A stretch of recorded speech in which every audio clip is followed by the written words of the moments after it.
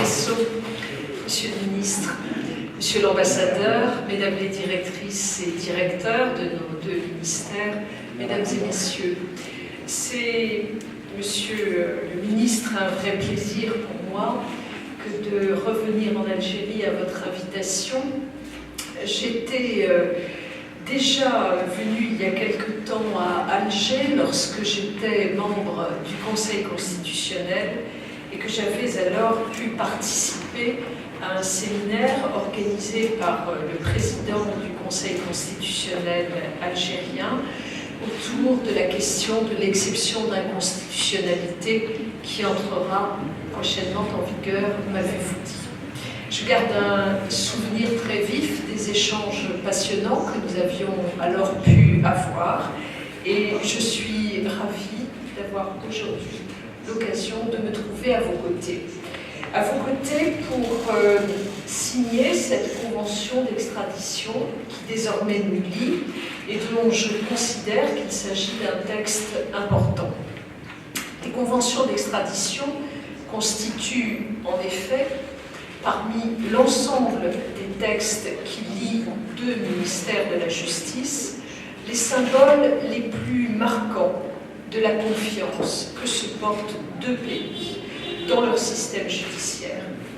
En édictant des règles qui gouvernent la remise des personnes poursuivies ou condamnées, cette convention permet, je le crois, de remédier également à des situations d'impunité et de garantir que nul ne peut échapper à la justice de son pays. La convention donc que nous venons de signer scelle l'aboutissement de 6 années de négociations. Cette durée s'explique par la complexité et la sensibilité des questions qui sont abordées par ce texte. Cette convention prévoit, vous l'avez rappelé, Monsieur le garde des Sceaux, prévoit des dispositions modernisées sur les demandes d'arrestation provisoire, sur les transits, sur la question de la protection des données personnelles.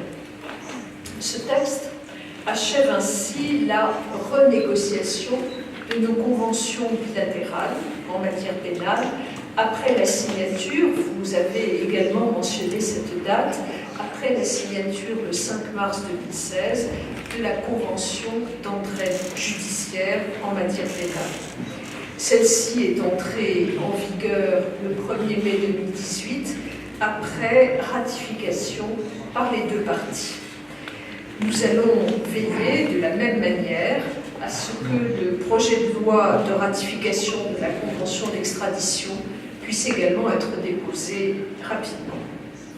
Notre travail en commun, Monsieur le Ministre, ne s'arrête toutefois pas là, puisque les négociations se poursuivent sur la signature d'une convention d'entraide judiciaire en matière civile et commerciale. Je tiens d'ailleurs à souligner à cette occasion, comme vous l'avez fait vous-même, la très bonne coopération que nos deux pays et nos autorités judiciaires entretiennent. Nous sommes confrontés à des défis communs. Ils sont nombreux.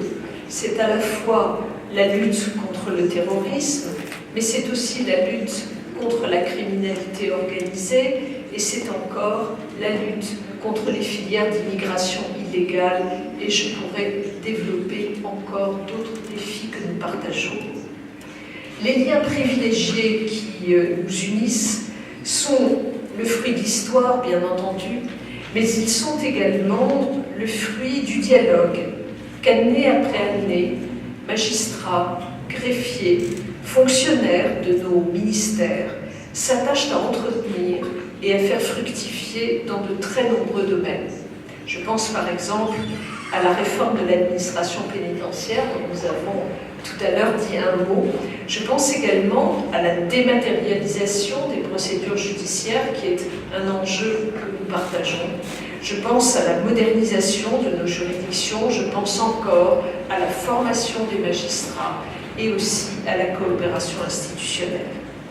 Je me rendrai d'ailleurs demain au tribunal de Dar el Baïda afin de voir comment a été mise en œuvre la loi de modernisation de la justice que vous avez adoptée en 2015, car celle-ci fournit des objectifs assez proches du projet de loi de réforme de la justice que je porte en ce moment devant le Parlement français et qui devrait être adopté dans les prochaines semaines.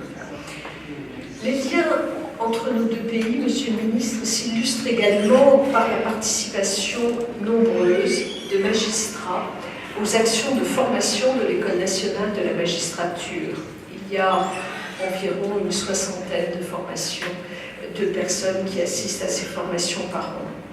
Cette collaboration, ces liens se traduisent également par le jumelage entre nos juridictions, dont vous nous rappeliez les uns et les autres à l'instant que ces jumelages supposaient peut-être d'être revivifiés, et c'est ce à quoi nous allons nous engager. Mais ces liens se traduisent également par des liens forts entre nos administrations pénitentiaires et également par l'accueil d'auditeurs de justice français. Cette coopération, c'est aussi s'inscrire dans des volets régionaux plus larges, car nous avons en partage, outre une histoire commune, un espace géographique commun. Ainsi, je pourrais citer les programmes de coopération menés dans le cadre de l'Union européenne, tels que le programme d'appui au secteur de la justice en Algérie, ou encore le programme Euromed Justice. De même, le réseau euro-arabe de formation judiciaire permet aux magistrats de se former ensemble sur des problématiques communes que j'ai déjà eu l'occasion de citer, lutte contre le terrorisme, mais aussi cybercriminalité et d'autres problématiques communes encore. L'Union des procureurs généraux de la Méditerranée, lancée le 4 décembre dernier à l'initiative du procureur général d'Aix-en-Provence et à laquelle ont participé les procureurs généraux d'Alger et d'Oran, illustre parfaitement cette dynamique à laquelle je crois profondément et à laquelle, je le sais, vous êtes également attachés.